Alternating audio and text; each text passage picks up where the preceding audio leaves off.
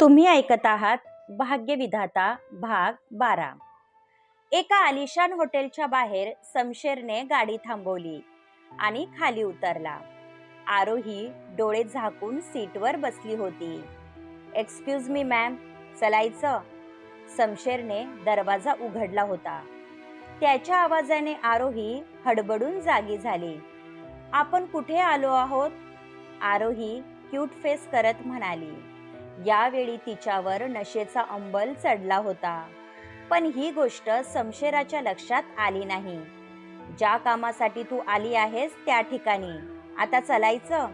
शमशेर म्हणाला। आरोही खाली उतरली। तिने जो ड्रेस घातला होता तो प्रमाणापेक्षा जास्त छोटा होता, ज्यामधून तिच्या गोऱ्यापान मांड्या लक्ष वेधून घेत होत्या। त्यात तिचा उघडा पडलेला खांदा आणि खोल गळा कोणाचेही लक्ष वेधून घेण्यास पुरेशा होत्या। त्याही अवस्थेत ती आपला ड्रेस खाली खेचण्याचा नाहक प्रयत्न करत होती। शमशेराच्या मागे ती चालत होती।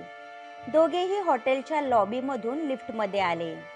आरोहीची भिरभिरती नजर चोहोबाजूला फिरत होती, कारण अशा आलिशान हॉटेलमध्ये येण्याची तिची पहिली वेळ होती। शमशेरने मनगटावरील घड्याळात पाहिले। उशीर झाल्यामुळे आधीच तो टेन्शनमध्ये आला होता। लिफ्ट थांबली तसा तो बाहेर निघाला, पण आरोही अजूनही आतमध्ये होती। चल लवकर, नाहीतर बॉस माझी वाट लावतील, शमशेरा म्हणाला। मला झोप आली आहे, मी इथेच झोपते। आरोही लिफ्टमध्येच बसली तसा त्याने डोक्याला हात लावला। हा अण्णांना नेहमी नशेड्या मुलींना पाठवत असतो। दिसण्यावरून तर किती साधी मुलगी वाटत होती, पण ही पण बाकी मुलींसारखी निघाली, शमशेर स्वतःशी म्हणाला आणि तिचा हात पकडून आरोहीला लिफ्ट बाहेर काढले। सोडा मला, मला खूप गरम होत आहे, मी कपडे। आरोही पुढे काही बोलणार, शमशेराने तिला स्टॉप केले। मी तुझ्या पाया पडतो, आत जाऊन काही गोंधळ घालू नको।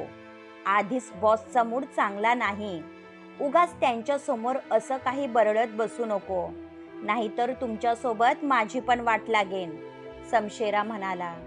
म्हणून तिने एक बोट ओठांवर ठेवलं आणि हो मध्ये मान हलवली। शमशेरने रूमचा दरवाजा ओपन केला आणि आरोहीला आतमध्ये जाण्याचा इशारा केला। ती आत जाताच त्याने दरवाजा लावून घेतला। आरोहीने पाहिलं तर रूम मध्ये अंधार होता, फक्त गॅलरीमध्ये उजेड दिसत होता आणि त्या उजेडात तो पाठमोरा उभा होता।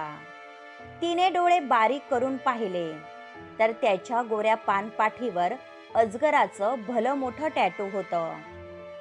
काही वेळ आरोही तो टॅटू निरखून पाहू लागली। तिला एकसारखा त्याचा चेहरा पाहण्याचा मोह होत होता। आरोही येण्याची चाहूल विश्वजितला आली होती। तो तिच्या दिशेने वळला, पण रूम मध्ये अंधार असल्यामुळे त्याला आरोहीचा चेहरा दिसला नव्हता। अशा मुलींचा त्याला कंटाळा आला होता, पण मनापेक्षा शरीरावर असलेला ताबा त्याला स्वस्थ बसू देत नव्हता। तो एक एक पाऊल टाकत आरोहीच्या दिशेने येत होता, तसे आरोहीने डोळे मिटून घेतले। तिचा श्वास वर खाली होत होता आणि हृदयाची स्पंदनं फुल स्पीडने पळत होती। विश्वजित तिच्या अगदी जवळ येऊन उभा राहिला होता। त्याच्या श्वासाची लय तिच्या चेहऱ्यावर आदळत होती। तिने डोळे उघडले, पण त्याचा चेहरा अंधारात असल्यामुळे ती पाहू शकली नाही, पण ती समोर उभी असल्यामुळे गॅलरीमधून येणारा प्रकाश तिच्या चेहऱ्यावर पडला होता। काही वेळ तो फक्त एकटक तिला पाहत उभा राहिला, कारण आत्तापर्यंत मुलींच्या बाबतीत त्याचा अनुभव वेगळा होता। कोणतीही मुलगी जेव्हा त्याच्या रूममध्ये यायची तेव्हा ती स्वतःहून प्रत्येक गोष्टीमध्ये पुढाकार घ्यायची, पण आरोहीने अजूनही कोणतीही प्रतिक्रिया व्यक्त केली नव्हती। त्याने अलगद तिच्या कमरेमध्ये हात घालून तिला जवळ ओढलं। तिचे दोन्ही हात आपसूक त्याच्या उघड्या खांद्यावर विसावले गेले। तिच्या चेहऱ्यावर असलेली मासूमियत आणि डोळ्यातील निरागस भाव नकळत त्याला तिच्या दिशेने खेचत होते। R you comfortable? विश्वजित पहिल्यांदा कोणा मुलीला हा प्रश्न विचारत होता, कारण तिच्या चेहऱ्यावर असलेली भीती तो पाहू शकत होता. पण तिला कसलेच भान उरले नव्हते. त्या बॅगमध्ये पैसे आहेत, जाताना घेऊन जा. विश्वजितचा पुरुषी घोगरा आवाज तिच्या कानामध्ये घुमला. आधीच त्याचा पुरुषी गंध वेडावणारा होता. आजपर्यंत अशी फिलिंग तिला कधीच आली नव्हती. मला खूप गरम होत आहे, मी कपडे काढू? आरोही म्हणाली. तिच्या ओठांची मादक हालचाल वेडवणारी होती. रूममध्ये AC असूनही तिचं शरीर घामाने डबडबलं होतं. विश्वजितने अलगद तिच्या ड्रेसची झीप खाली ओढली आणि तिचा ड्रेस दोन्ही खांद्यावरून खाली सरकवला. तसा तो गळून पडला. यावेळी ती अंतर्वस्त्रावर उभी होती, पण आरोहीला कसलंच भान नव्हतं. विश्वाने तिचा चेहरा उंजळीत घेतला. त्या निरागस चेहऱ्यावर असलेला मेकअप अगदी भडक वाटत होता, जो त्याला अजिबात आवडला नाही. त्याने अलगद आपला अंगठा तिच्या ओठांवर रब केला आणि तिच्या ओठांवर असलेली लाल भडक लिपस्टिक पुसून काढली. त्याची तर तिच्या चेहऱ्यावरून नजर हटत नव्हती. तिच्या ओठांना स्पर्श करण्यासाठी तो पुढे झुकला, पण त्याआधी तिने पूर्ण आवेगाने त्याला मिठी मारली. त्या स्पर्शाने त्याच्या हृदयाची धडधड कैक पटीने वाढली. ही पहिली वेळ होती जेव्हा तो काहीतरी फील करत होता. तिचे दोन्ही हात त्याच्या पाठीवर घट्ट आवळले गेले होते. तिच्या केसांचा सुगंध वेडावणारा होता.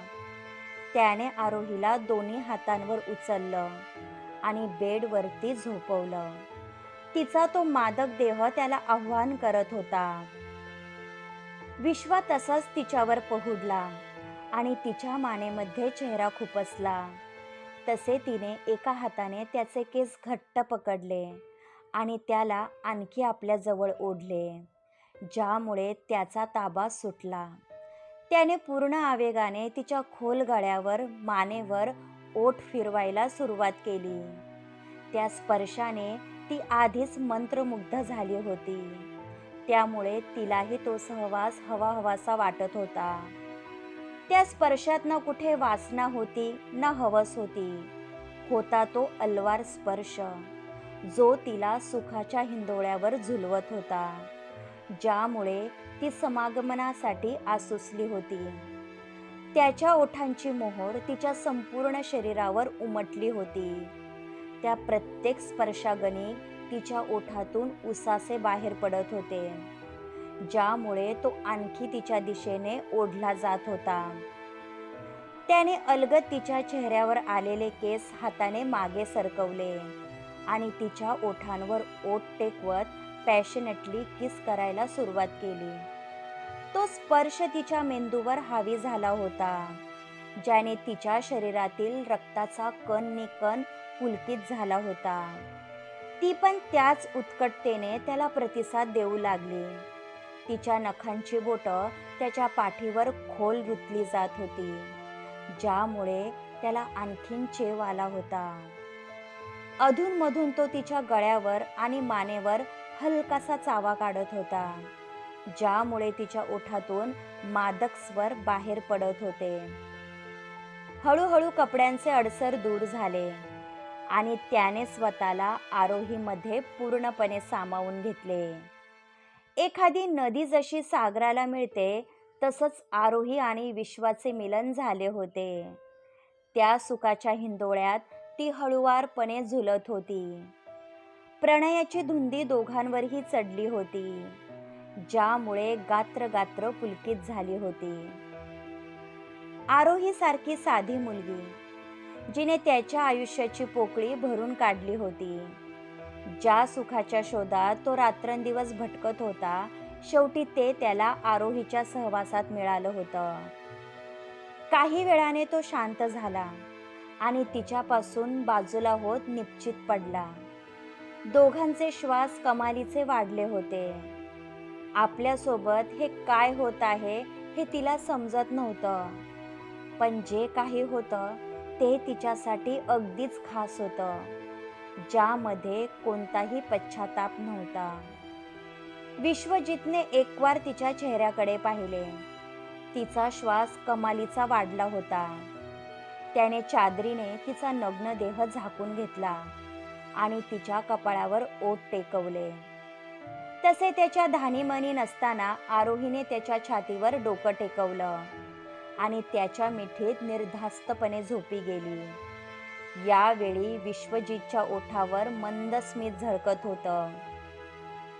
तिच्यामध्ये काहीतरी जादू होती, ज्यामुळे विश्वजित तिच्यामध्ये अखंड बुडाला होता. त्यानेही आपल्या दोन्ही हातांचा विळखा तिच्या भोवती आवळला आणि डोळे मिटून घेतले. आज पहिल्यांदा त्याला शांत झोप येणार होती.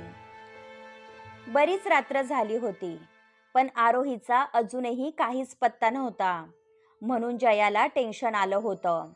त्यामध्ये जुलिया पण काही दिवसांसाठी बाहेर गेली होती. त्यात आरोही मोबाईल घरीच विसरली होती. तिने शंतनूला कॉल केले, पण तो कॉल उचलत नव्हता, म्हणून जयाला काळजी वाटणे स्वाभाविक होते. मोबाईलची रिंग वाजली. तिने पाहिलं तर शमशेराचा कॉल होता. तिने पटकन कॉल रिसीव्ह केला. हॅलो. जयाचा आवाज अगदी फिका वाटत होता.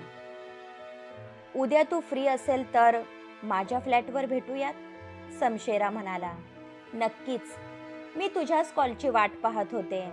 इनफॅक्ट मीच तुला कॉल करणार होते. जया मनातून सुखावली होती. बॉस अपसेट होते, म्हणून त्यांना सोडून येता आलं नाही. बाय द वे, तू जागी आहेस? मला वाटलं होतं की तू कॉल रिसीव्ह करणार नाही, शमशेरा म्हणाला. माझी फ्रेंड आरोही अजून घरी आली नाही. ती सितारा बारमध्ये वेटर आहे, म्हणून टेन्शन आलं होतं, जया म्हणाले. तुला काही मदत हवी असेल तर सांग, मी आत्ता येतो. शमशेरा तत्परतेने तयार झाला. नो थँक्स, तिची काळजी घेण्यासाठी शंतनू आहे, जया म्हणाली.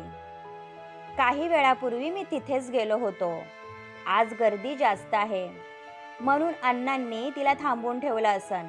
आता तू झोप, येईल ती. शमशेरासोबत बोलणं झाल्यामुळे तिला धीर आला. तिने कॉल कट केला, पण जोपर्यंत आरोही येणार नव्हती तिला चैन पडणार नव्हतं. तिने बेडवर अंग टाकलं आणि तिला लगेच झोप लागली. क्रमश. अजूनही आमच्या चॅनलला सबस्क्राईब केलं नसेल तर सबस्क्राईब करा. धन्यवाद.